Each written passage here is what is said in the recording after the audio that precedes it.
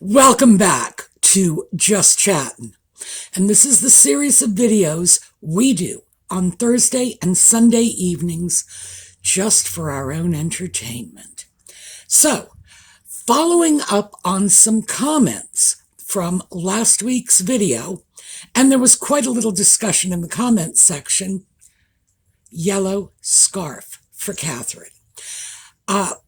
We went from sunny, happy spring colors to wishing Catherine well to wearing yellow to wish Catherine well. So yes, I will be wearing yellow until she's out of the woods.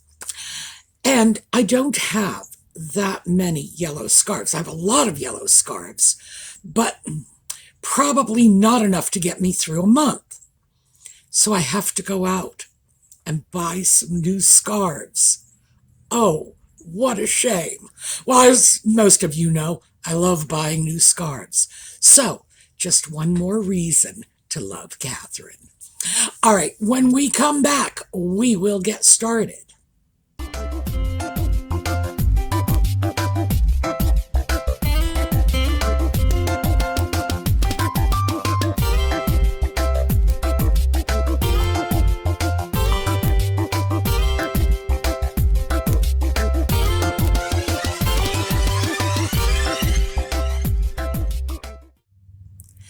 So let's start with some of the weird semi-gossip that's in the news about the Montecito ex-royals.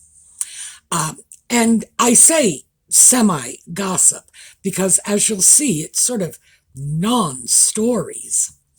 The first one is, and this has been in the headlines for the last week, that poor Nutmeg and the poor sock puppet actually had to wait until the public announcement that Catherine made in her video before they had any idea how ill she was.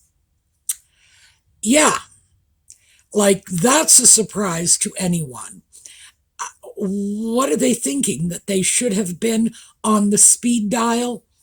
Well, it's funny because William and Catherine were not on Nutmeg and the Sock Puppet's speed dial prior to the Oprah interview, prior to the outrageous allegations and multiple bits of dirty family linen that were aired in Spare, or even when Steube came out with his latest work of fiction, in which he, and I say he, released Charles and Catherine's name as the alleged racists who commented on the skin color of the baby that nobody had, either when Nutmeg was pregnant, that's one story, or prior to Nutmeg and the Sock Puppet marrying, that's another story.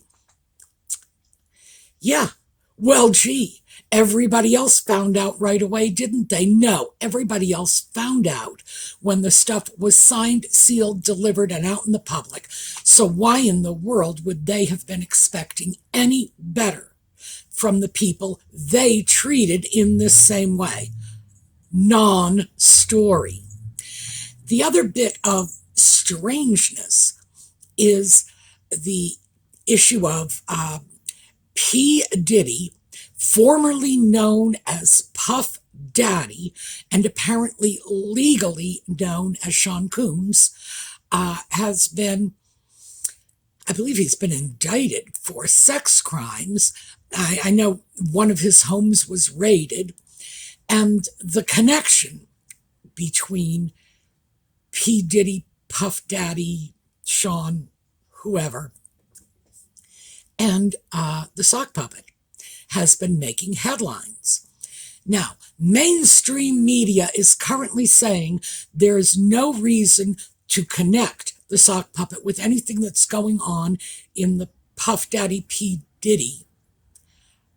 Forgive me for this. I honestly do not know how the man prefers to be identified these days. And although I had no idea who P. Diddy was, I do remember Puff Daddy. So I'm just a confused boomer, regardless. So when I start throwing the names out, no disrespect intended, I just don't know what he wants to be called. So the mainstream media is saying that they're just throwing out the sock puppet's name as clickbait. Maybe, maybe not. I'm sure many of us remember that in the very early days of the Epstein scandal, everything was written off as baseless allegations, relationships with royals just being thrown out as media hype, etc., etc. And boy, when the opera was over and the fat lady had already sung, we found out it was more than just clickbait. So, do I know what's going on? No. Am I willing to write it off as clickbait? No, not a chance. I'm not going to take the position that where there's smoke, there's fire, because this is the media. But I'm not so quick to just say, oh, there's nothing to this. I think we need to watch and see what plays out. And the third story, which I guess is semi-gossip, who knows, that has been circulating the last week or so, has been a rehash over and over and over again ad nauseum of the story that Nutmeg is opening her own lifestyle empire. And that's the one I thought we would talk about this evening, because I went back to one of my favorite publications, and this is the Mercury News. They are based out of California, and they tend to have some lovely articles/opinion pieces. Sometimes they are just hysterically funny and absolutely scathing. But even when they are reporting the news, you see layers of truth coming out in this publication that you just don't see elsewhere. And for most of us, my generation, because this was one of our go-to news sources back in the late 60s.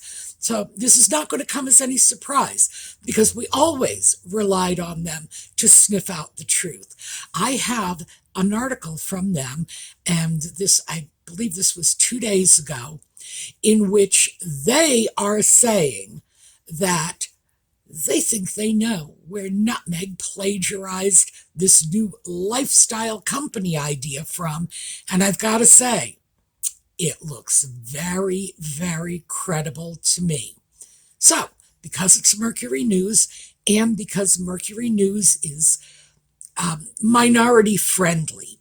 And when I say that, I mean, they publish in multiple languages, and they also record their articles for the convenience of people with visual impairments. So, I'm going to play the article for you, and I do love this about them, that they go out of their way to make their publication so very accessible. And then when you've heard the article, we'll come back and talk about it. Did Meghan Markle get more than inspiration from luxury LA lifestyle company? When Meghan Markle announced the launch of her American Riviera Orchard lifestyle brand nearly 2 weeks ago, her Sussex Squad fans were delighted, and her reported new pal Kris Jenner signed up to follow the company on Instagram. But fashion and branding experts noted the mouthful of a brand name and questioned whether the TV actor turned Duchess of Sussex wants to start the next Goop or be the next Martha Stewart. Others remarked that the brand's gold logo seems designed to exploit Meghan's royal connections, while her company's possible line of products, jams, tableware, linens, seems similar to what tourists can find at gift shops at British royal palaces. But a new report suggests another inspiration for American Riviera Orchard. It is the decadent lifestyle accoutrements company Flamingo Estate, which is based out of a lavish Spanish-style estate in the hills above Los Angeles, according to the newsletter Puck. But inspiration is perhaps a generous term, Puck writer and influencer industry expert Rachel Strugatz reported last week. That's because Meghan appears to be all but trying to recreate Flamingo Estate herself after a potential partnership fell through, Strugatz said. It was a business she was trying to be a part of, a source told Puck about Meghan. Strugatz also reported that Meghan was in talks about becoming an active partner in Flamingo Estate, which means she likely would have been privy to relevant company information. Meghan relocated to her own lavish estate in Montecito with Prince Harry in 2020 after the couple fled royal life. She supposedly visited Flamingo Estate after being introduced to the property by a famous new neighbor, who was not Oprah Winfrey, Strugatz said. Flamingo Estate is run by fashion and retail industry expert Richard Christensen and his partner, Aaron Harvey. Their pink 1940s home once was a porn studio, but the duo have transformed it into an Instagram playground and a purveyor of the California good life, the New York Times reported. They started the company during the COVID-19 pandemic, initially as an enterprise to sell beautifully packaged food boxes, containing produce from local farmers, to their wealthy friends, the Times also said. With millions in funding raised, the business expanded. But it continues to be centered around their hilltop estate, which is surrounded by an orchard and gardens, not unlike Meghan and Harry's property in Montecito. The Flamingo Estate website described it as a pleasure-obsessed home of sun worship, folk mythologies, and psychedelic remedies grown only by farmers we know and trust.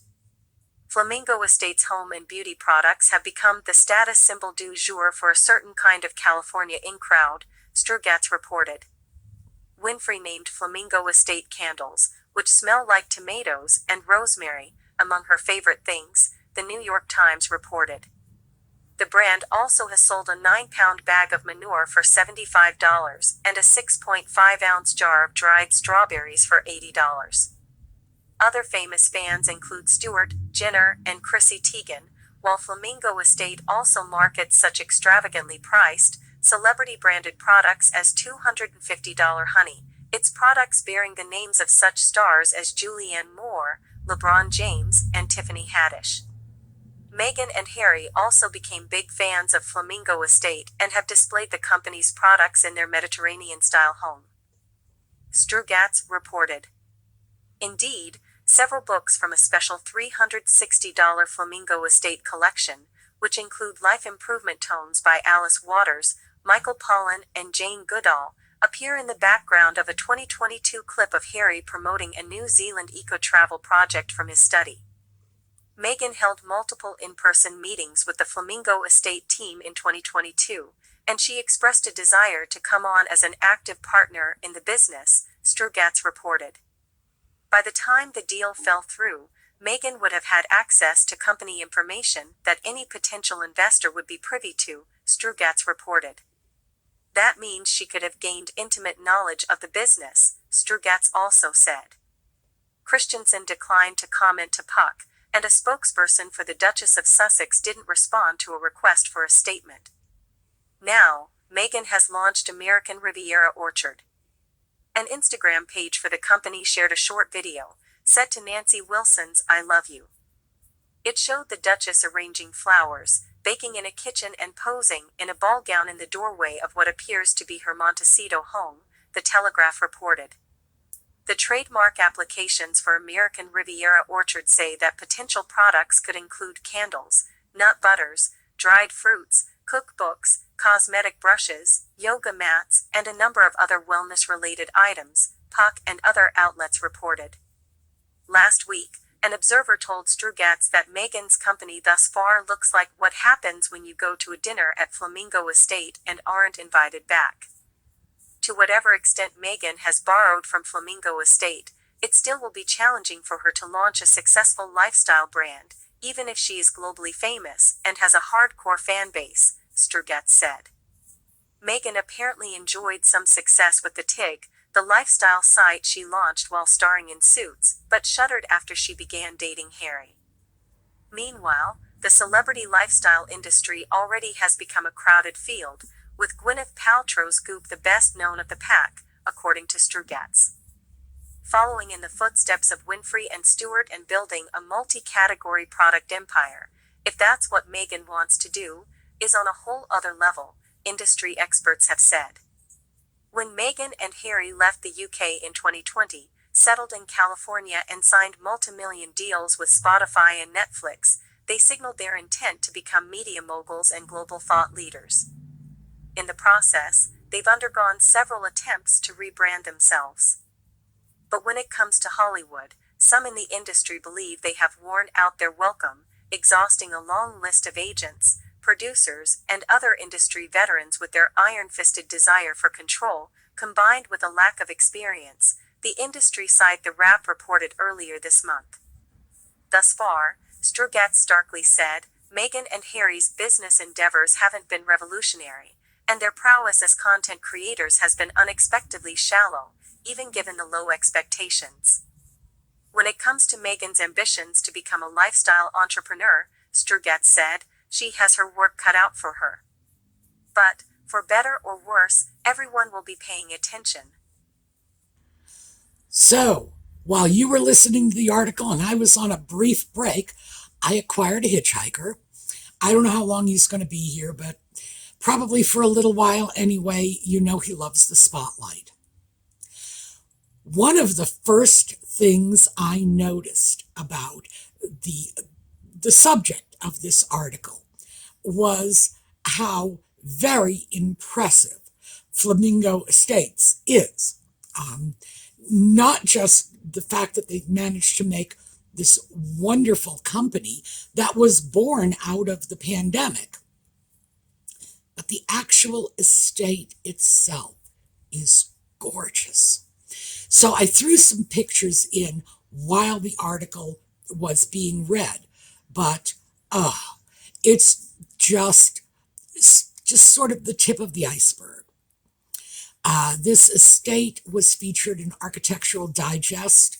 Meghan should be so lucky. And it's just beautiful. This is an elegant but fun and whimsical environment. This is the sort of place, I don't know, it's not my taste. I don't know if I could live there, but I could sure have fun spending a weekend there. The terrazzo floors alone seem to be worth a visit. Now, what you have is proprietors who have a very welcoming environment. I do not know them personally, obviously, and what I've gleaned from articles written about them, they are personable, charming, friendly. These are people with whom other people, for example, consumers of this type of product, wish to identify themselves. Why?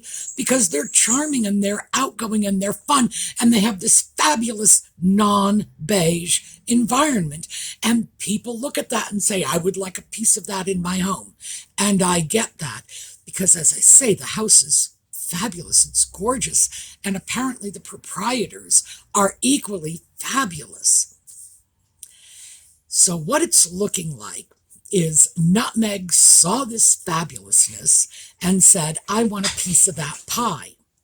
And they politely declined, but not until she had a chance to see their business model, crib whatever she felt was worth cribbing. Well, who knows if she even knows what's worth cribbing, but cribbed from their business model and then decided to open her own business, pretty much based on their business. Now, obviously, this is not the first time Nutmeg has plagiarized. We know this. She's legendary for stealing other people's quotes, claiming them as her own. And in fact, she started her career as an 11-year-old, taking full credit for a class project that the rest of her classmates were involved in and that the teacher instructed and fostered. So yeah, Does she balk at taking credit for other people's ideas? She's made a career of it. So, are we surprised? Well, I'm not.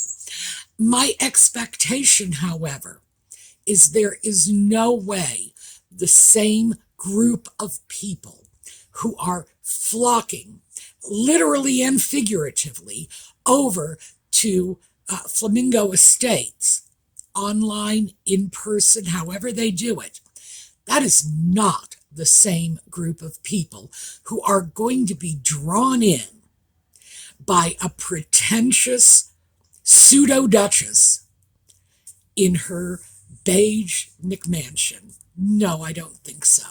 I think that the real movers and shakers who might have been drawn to the Flamingo Estates merchandise, they're going to be turning up their nose to Nutmeg's cheap imitations. So that's just my 2 cents worth, my opinion.